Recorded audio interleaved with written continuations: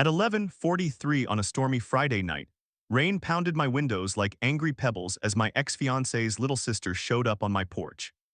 She wore a sleek black dress, ruined heels, and a look that could make any man forget every smart rule he'd ever set for himself.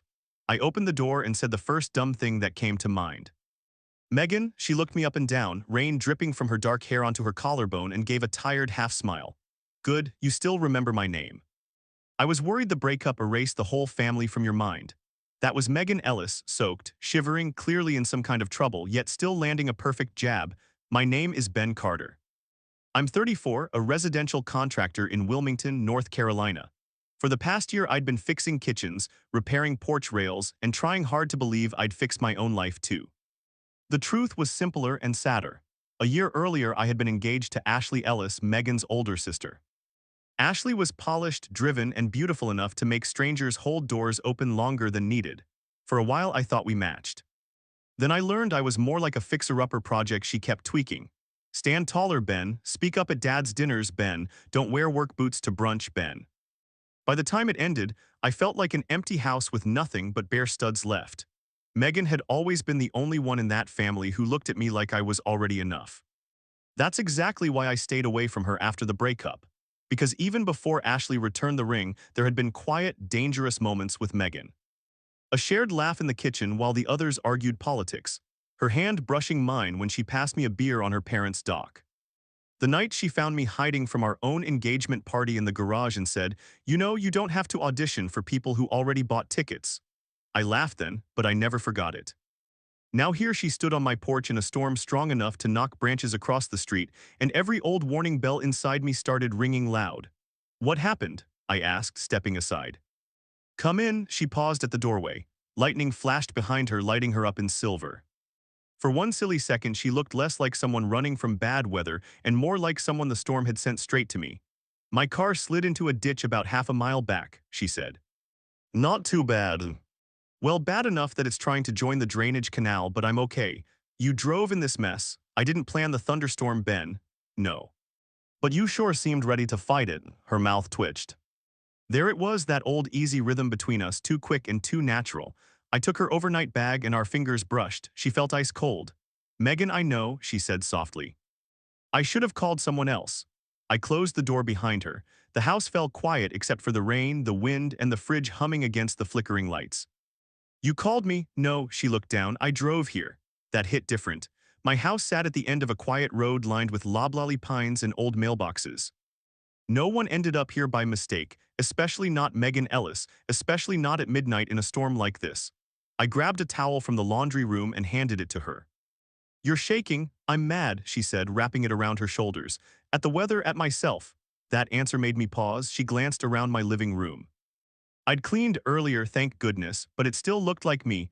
Work boots by the door, lumber samples on the coffee table, a half-done sketch of a screened porch next to my reading glasses. No fancy throw pillows trying to impress anyone. Megan took it all in and smiled softly. "What?" I asked. "Nothing." "Your house looks like you." "Is that a compliment?" "It means I don't feel like I need permission just to breathe." The room felt a little warmer when she said that. I looked away first. "Bathrooms down the hall," I told her. "There are dry clothes in the guest room closet, sweatpants, old t-shirts, nothing fancy." I just slid off the road in a cocktail dress.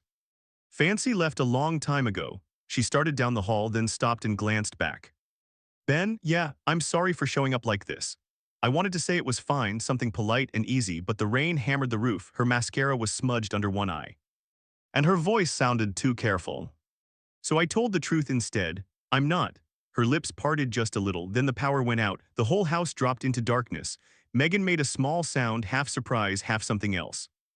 I moved without thinking. "Stay still," I said. "Coffee table's right in front of you." "I remember," she replied in the dark.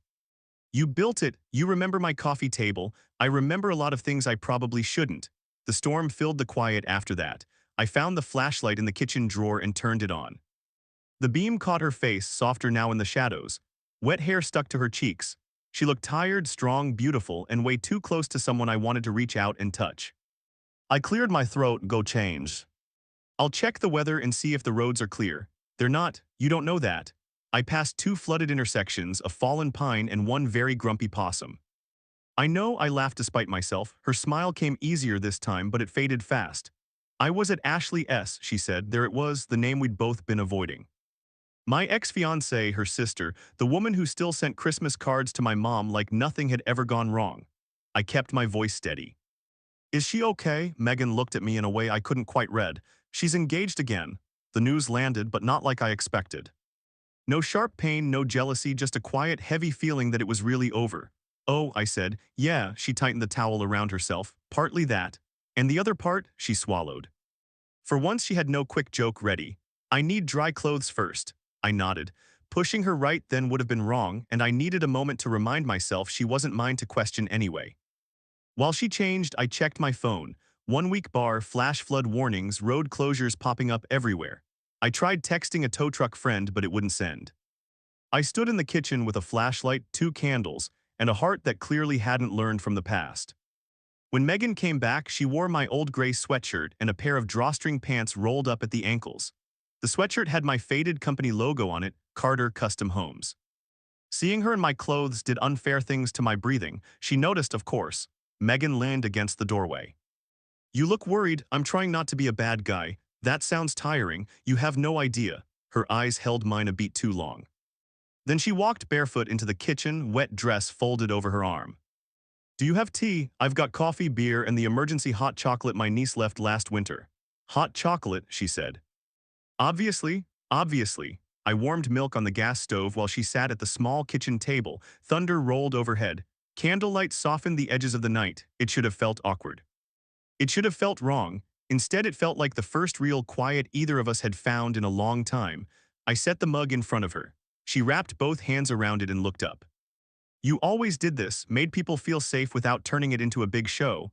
I leaned against the counter, careful. That almost sounded like a real compliment. It was. Don't ruin it, we both smiled, but hers shook at the corners. What happened at Ashley S., I asked. Megan stared into the mug. She toasted her engagement to second chances. Her laugh came out small and flat, then she met my eyes. Some people only chase what belongs to someone else. The kitchen went still. I understood too fast. She meant me, I said. Megan didn't answer. She didn't need to. Rain streamed down the windows like silver curtains. Outside, a branch snapped. I kept my voice low. Did you? Her eyes lifted. Did I what? Chase what belonged to someone else. For a second, she looked like she might laugh it off or roll her eyes and call me full of myself. Instead, she said no, something tight in my chest eased. Then she added, I stayed away from what I wanted. That was the moment the storm outside started to feel safer than the one building right here in my house. I didn't move, neither did she. The candle between us flickered, casting warm gold across her face, and every good reason I'd kept my distance stood up in my head like well-behaved soldiers. She was my ex's sister. Her family already had their opinions. She'd just come from a fight. She was hurting. I was lonely. All true. None of it changed the way she was looking at me. I made myself stand straight. You can stay until the storm passes. Her face changed a little, careful testing. I'll take the couch, I said. You can have my room. Megan set the mug down slowly. Then she looked straight into my eyes and said, I'm not taking the couch. I stared at Megan across my candlelit kitchen like a man who had just been handed a lit match in a room full of gasoline. You're not taking the couch, I repeated. That's what I said. Okay, I'm giving myself time to find the trap. Her lips curved. There's no trap, Megan. In my experience, when a beautiful woman in my sweatshirt says something like that at midnight during a power outage, there is absolutely a trap. Her smile softened, but her eyes didn't look away from mine. You think I'm beautiful? I had built houses from the foundation up. I had negotiated with inspectors, calmed furious clients, and once talked a drunk man out of trying to fix his own roof with a leaf blower. None of that prepared me for Megan Ellis asking me that question in my kitchen. I rubbed a hand over my jaw. That is not the point. It's my favorite point so far. You know you are. I know people say things. I don't know what you think. I should have dodged it. I should have said something harmless, something brotherly, which was impossible because I had never once felt brotherly toward Megan, not even when I was engaged to her sister. So I told the truth. I think you're beautiful. The air between us changed. Not dramatically, not like a movie where the music swells and someone drops a wine glass. It changed like a lock turning. Megan's fingers tightened around her mug. Thank you, you're welcome. And for the record, she said, voice lower now, I meant you shouldn't take the couch either. My pulse kicked once hard. Oh, it's hard. No, her brows lifted. That was fast. That was necessary because of Ashley. Partly because you think I don't know what I'm doing, because I'm trying very hard to be decent. Megan stood slowly enough that I could have stopped watching her. I didn't. The candle light caught the damp ends of her hair, the oversized sweatshirt hanging off one shoulder, the bare arch of her foot against my kitchen floor. She walked toward me until there was only the width of a floorboard between us. "You were always decent, Ben," she said. "That was half the problem." I looked down at her. What was the other half? "You never looked at me unless you thought no one could see." That hit too close. I tried to step back, but the counter was behind me. "Megan, no, let me say it once." Her voice trembled, but she didn't retreat. "I'm not drunk. I'm not confused. I didn't come here because I crashed near your house by accident. I came because Ashley announced her engagement and then spent the night making me feel like some dirty little secret for feelings I never acted on." Her eyes shone. "I have spent a year telling myself I was loyal because I stayed away from you, but tonight I realized I wasn't just being loyal. I was being punished for wanting something before I ever touched it." I forgot how to breathe for a second. The rain battered the windows. Thunder rolled, distant now, more tired than angry. I reached for her, then stopped with my hand halfway between us. "Can I?" Megan looked at my hand, then at me. "Yes," I touched her cheek. That was all, just my palm against her skin, my thumb near the corner of her mouth. But her eyes closed like she'd been holding herself together with wire, and I had finally found the bend. She leaned into my hand. Every sensible thought I had went quiet. "I thought about you," I said. Her eyes opened. I hadn't planned to say it, but once I started, I couldn't stop. "After the breakup, before it, if I'm being honest, which makes me feel like hell, I thought about your laugh. The way you'd say exactly what everyone else was too polite to say, how you could walk into a room full of people trying to impress each other and make it feel human again." Megan swallowed. "Ben, I stayed away because I didn't trust myself to want you the right way." "What's the right way?" "The way that doesn't use you to prove I'm over your sister. The way that doesn't hide you. The way that doesn't turn you into a mistake we blame on weather and old feelings." Her breath shook. "Then don't," she whispered. I wanted to kiss her so badly my whole body hurt with it. Instead, I dropped my hand and stepped sideways, putting air between us before I forgot the difference between restraint and cowardice. Megan blinked, then gave a small, disbelieving laugh. "Did you just noble your way out of touching me? I'm hanging on by a thread. Don't mock the thread, poor thread." "Megan, what? You can have my room. I'll take the recliner. That thing by the window, the one that looks like it has seen war, it's comfortable, it leans left. So do I. Politically we get along." A laugh escaped her, real this time, and it saved me. I gathered candles and led her down the hall. My bedroom was plain, dark wood bed frame, white sheets, a navy quilt folded at the foot. No framed photos, no memories on display. I had removed the last picture of Ashley months ago and never replaced it with anything. Megan stood in the doorway, taking it in. "This is where you disappear to," she said. "What?" "When a family dinner's got too much. When my dad asked about profit margins and Ashley corrected your grammar and my mother asked if you'd considered whitening your teeth." I winced. "I forgot about the teeth." "I didn't." She looked at me. "You would get this quiet look like you'd left the room without moving." I set the candle on the dresser. "You noticed too much. I noticed you." The words landed gently, but they landed deep. I turned down the quilt, needing something to do with my hands. "There are extra blankets in the chest. Phone charger by the lamp, though, power's out.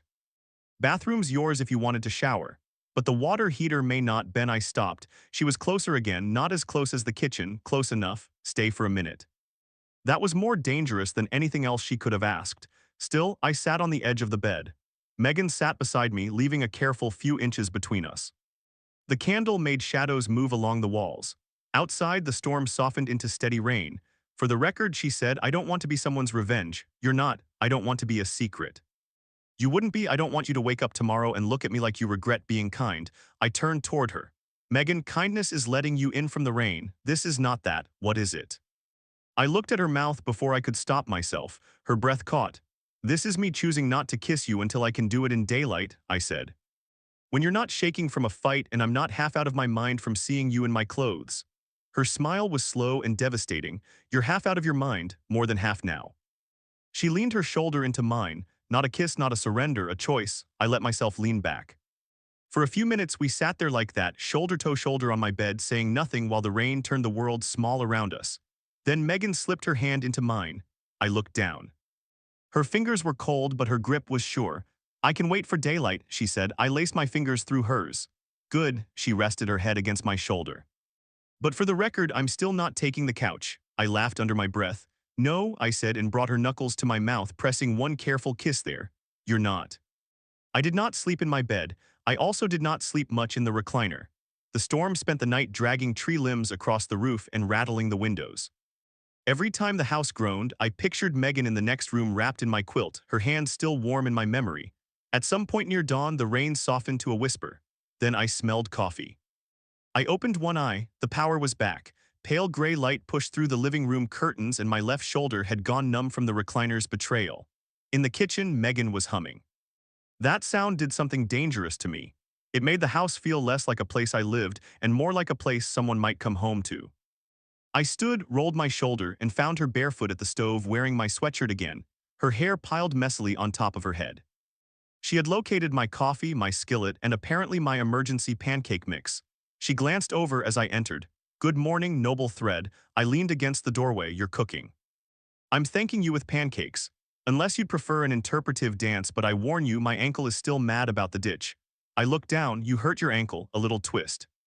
Don't make that face. What face? The one where you mentally build me a ramp and call 3 specialists. I know a guy for ramps, I'm sure you do. She poured batter into the skillet, and I moved closer before I remembered I was supposed to be careful. The kitchen was brighter now, ordinary in daylight, which somehow made her being there more intimate. No storm hiding us, no candlelight excuse. Just Megan in my kitchen making breakfast like she belonged. She held out a spatula. Flip, you started this and now I'm delegating, very leadership-oriented. I took the spatula, our hands brushing. We both noticed. Megan didn't pull away right away. Neither did I. Her eyes lifted to mine and last night came rushing back. Her voice saying, I stayed away from what I wanted. My mouth against her knuckles, the promise of daylight. The pancake started to smoke. She looked down. Ben, right? I flipped it badly, half folded over itself. Megan inspected it. Bold, rustic, emotionally complicated. That pancake has been through a lot, so have you. The joke faded gently. I turned off the burner and set the spatula down. Outside, water dripped from the gutters. Somewhere down the road, a chainsaw started. The world was waking up and expecting us to behave. Megan faced me. It's daylight. I smiled despite the way my heart was trying to break out of my chest. I noticed, and I'm not shaking from a fight. No, and you're still looking at me like that. How am I looking at you? Like you're trying to memorize me and talk yourself out of it at the same time. I stepped closer.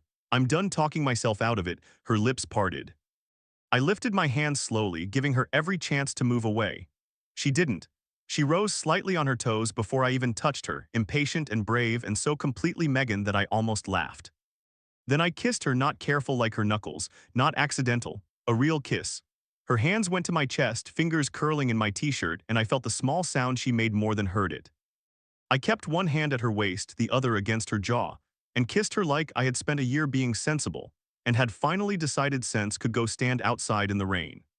She kissed me back like she had been waiting even longer. When we broke apart, her forehead rested against mine. The pancake smoke alarm chose that moment to scream. Megan burst out laughing.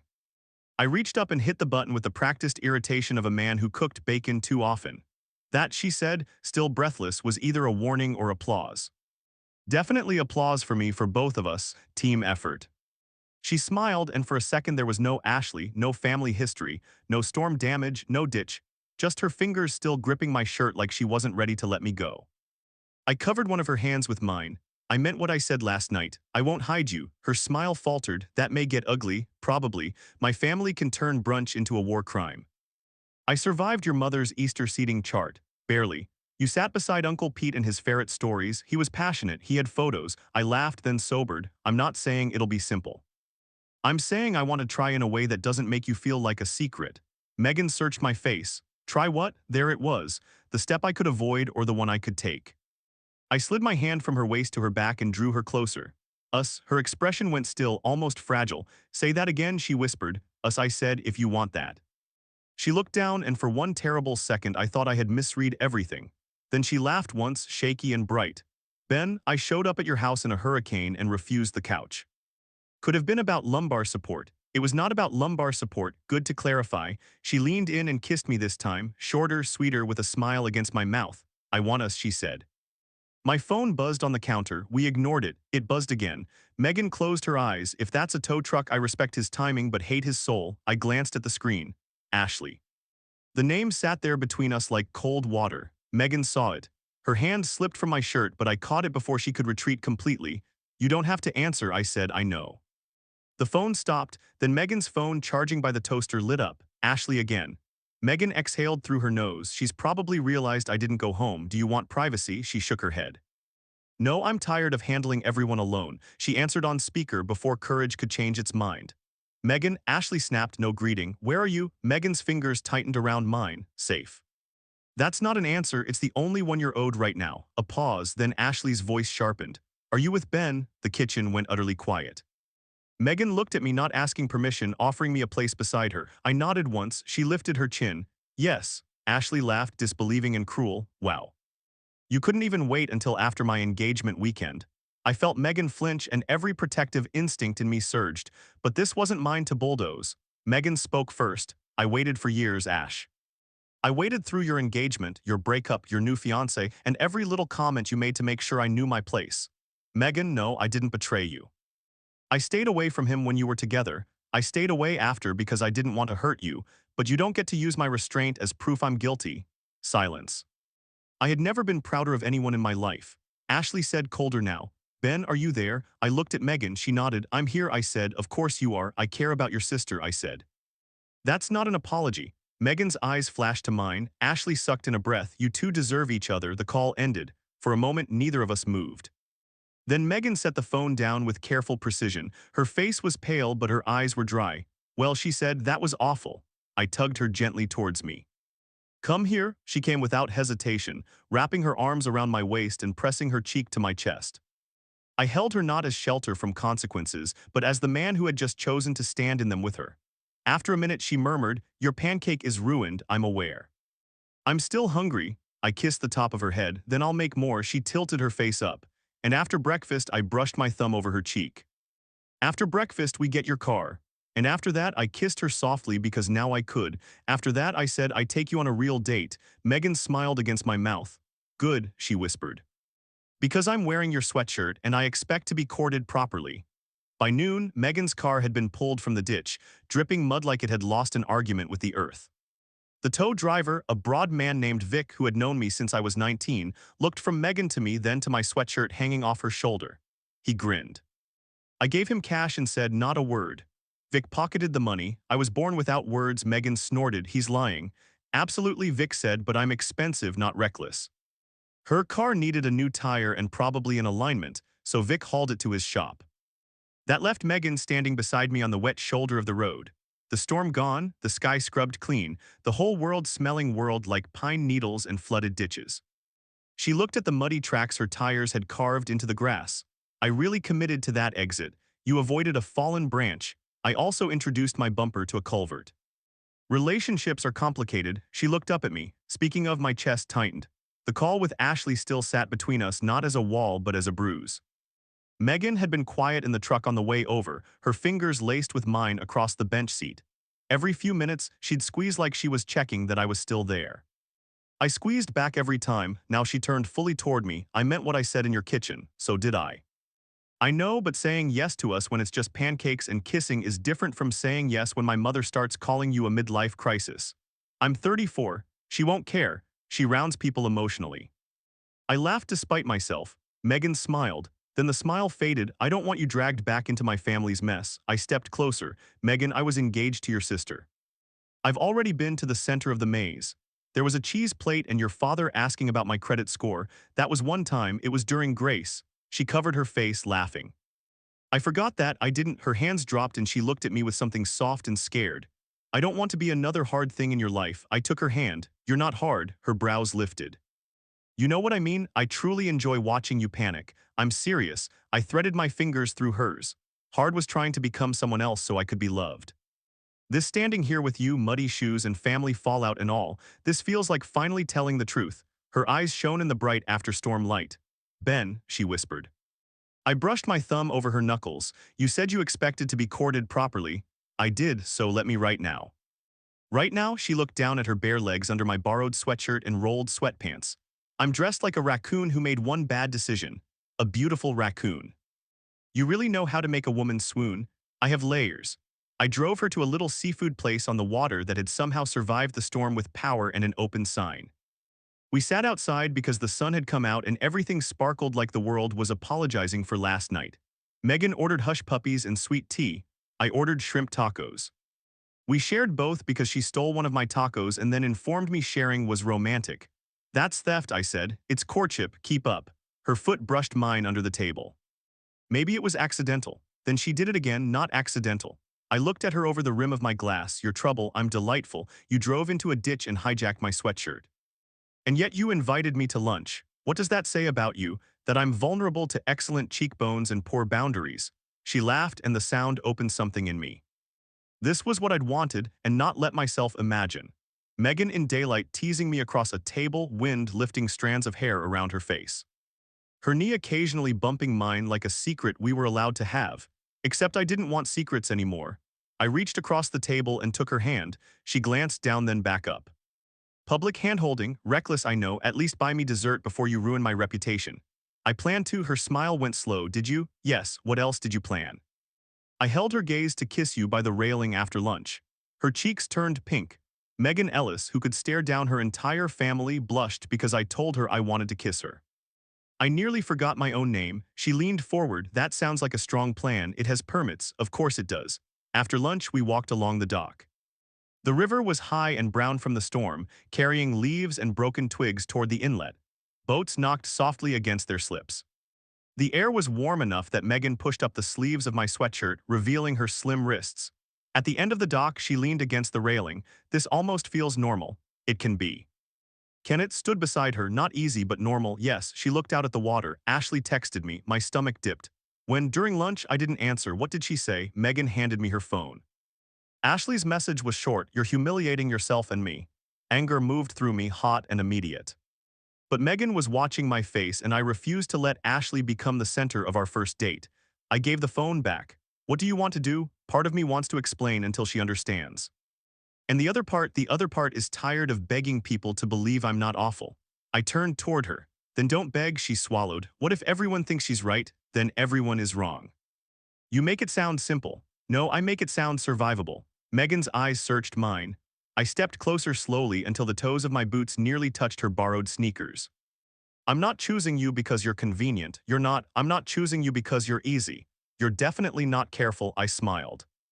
I'm choosing you because when I'm with you, I feel like the man I was before I started apologizing for taking up space. Her mouth trembled, and because you make terrible pancakes. One pancake singular, and because you see me. She blinked fast, but a tear slipped free. I caught it with my thumb. I see you too, she said. Then she reached up, grabbed the front of my shirt, and pulled me down to her. The kiss by the railing did not go according to plan. It was better. Her mouth was warm and certain. Her hands fisted in my shirt. Her body pressed close enough that I could feel her heartbeat. I wrapped an arm around her waist and kissed her back with the kind of hunger that made people on nearby boats politely look elsewhere. When we finally separated, she rested her chin on my chest. Ben. Yeah, I'm scared. I held her tighter. Me too, but I don't want to run. Then we don't. Her phone buzzed again. She didn't look at it. Instead, she turned it off and slipped it into her pocket. Then she took my hand and smiled up at me. You promised dessert. I kissed her forehead. I did, and after dessert, I knew the answer mattered. Not because of Ashley, not because of her family, because Megan had spent too long being treated like love was something she had to earn. Quietly after dessert, I said, I take you home. Her face changed. To my house, I clarified. If that's what you want, not to hide, not because of the storm, because I want another morning with you in my kitchen. She let out a shaky breath. Then she smiled like sunlight coming through broken clouds. I want that, she said, so we got key lime pie, 2 forks, and no apologies. That second night, Megan did not take the couch. Neither did I, but we didn't rush into anything just because the storm had knocked down the old fences between us. We lay on top of my quilt in soft lamplight, fully dressed, her head on my shoulder and my hand tracing slow circles over her back. It felt more intimate than anything I could have imagined. Are you disappointed? She asked quietly. I looked down. That you're here, that we're being careful. I turned onto my side so I could see her face. Megan, I have wanted to kiss you in daylight, in public, over terrible pancakes, and at the end of a dock. I am not suffering. Her smile flickered, smooth. I've been saving it up for how long?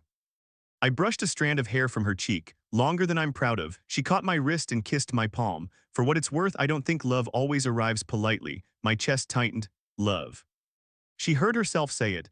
I saw it in the way her eyes widened just slightly, like she had opened a door and wasn't sure if she should run through it or slam it shut. I didn't let her run. I'm not there because it's easy, I said. I'm there because it's true, her breath caught. Ben, I love you, I said. And once the words were out, they felt less like a confession and more like finally setting down something heavy. I think some part of me started loving you when you found me hiding in that garage and told me I didn't have to audition for people who already bought tickets. Tears filled her eyes. But she laughed too. That was a good line. It was an excellent line. I was furious that night. At me, at everyone who made you look so small. I kissed her forehead. You never did, no, she whispered. I just wanted you to look at me. I'm looking now. She touched my face with trembling fingers. I love you too. The words settled over us softly. No thunder, no drama, no door slamming in the distance. Just the hum of the house, the clean smell after rain, and Megan looking at me like I was not a compromise or a scandal or a man left over from someone else's story, like I was hers. The next morning, we went to her apartment so she could get clothes. I waited by the door while she packed a small overnight bag that turned into a medium bag, that turned into what she called a reasonable emotional support wardrobe. You know, I said, watching her stuff 3 sweaters into it, I do own a washing machine and I respect that journey for you. I was laughing when someone knocked. Megan froze. She knew before she opened it. Ashley stood in the hallway wearing white linen, gold jewelry, and the expression of someone who had rehearsed on the drive over. Her eyes went from Megan to me. So it's true, Megan's shoulders tightened, but she didn't step behind me. I loved her for that. Yes, she said, Ashley's mouth twisted. Do you have any idea how humiliating this is? Megan took a breath for you, he was my fiancé, and you ended it. That doesn't make him community property. I felt Megan flinch. And this time I did step forward, not in front of her but beside her. She's not property, I said. Neither am I. Ashley looked at me like I had slapped her. Megan reached for my hand and held it in plain sight. Ash, she said, voice steadier now. I loved you enough to stay away from him when it mattered. I loved you enough to feel guilty for things I never did. But I'm not going to keep living like my feelings are an insult to your life. Ashley's face changed. For the first time, she looked less angry than wounded. You never told me, she said. You never would have heard me. The hallway went quiet. Ashley glanced down at our joined hands. Mom is going to lose her mind. Megan gave a watery laugh. Mom loses her mind when restaurants serve butter cold. Despite herself, Ashley almost smiled. Almost. I'm not okay with this, she said. Megan nodded. I know, but Ashley swallowed. I don't get to approve your life. No, Megan said gently. You don't. Ashley looked at me then. Don't hurt her. I won't. You said that to me once. I accepted the hit because it was fair. I meant it then. I mean it more now because I know myself better. Ashley studied me, then turned back to her sister. I need time. Megan squeezed my hand. Take it. Ashley left without blessing us, but she left without breaking us too. 6 months later, Megan had her own key to my house and strong opinions about my throw pillow deficiency. By then, everyone knew. Her mother called it unexpected. Her father called it complicated. Uncle Pete apparently called it romantic as hell and mailed us a framed photo of his ferret wearing a tiny bow tie. Ashley didn't come around for a while. Then one Sunday, she showed up with a bottle of wine and an apology she delivered mostly to the floor. Megan cried, Ashley cried. I stood in the kitchen pretending to check the roast because some moments are not about the man in the room. By the following spring, the house at the end of the pine-lined road looked different. Megan planted herbs by the back steps. She hung blue curtains in the bedroom. She put one ridiculous yellow pillow on my couch and dared me to hate it. I did hate it. Then I missed it when she took it away to prove a point. 1 year after the storm, I built a screen porch off the back of the house. Megan said it was suspiciously proposal-shaped. She was right. I asked her at sunset during the first summer rain with water tapping the roof and her bare feet tucked under her on the porch swing. I didn't make a speech about fate or storms or second chances. I just held out the ring and said, you don't have to audition for me. Her eyes filled. Then she smiled. The same stubborn, bright, impossible smile she'd worn the night she refused my couch. Good, she said, because I was never taking the couch. She said yes. And when I kissed her, the rain came down soft around us. The porch lights glowing gold, her hand in my hair, my ring on her finger. And the yellow pillow sitting in the corner like it had won the whole argument. Maybe love doesn't always arrive clean and simple. Sometimes it shows up soaked on your porch near midnight, wearing ruined heels and carrying years of unsaid things. Sometimes it asks for shelter. Sometimes it refuses the couch. And sometimes, if you're brave enough to open the door, it stays. What would you have done if your ex's sister showed up at your door in the middle of a storm and told you she wasn't taking the couch? Have you ever experienced something that complicated and unexpected? Tell your story in the comments. If you like this one, leave a like, subscribe, and I'll see you in the next video.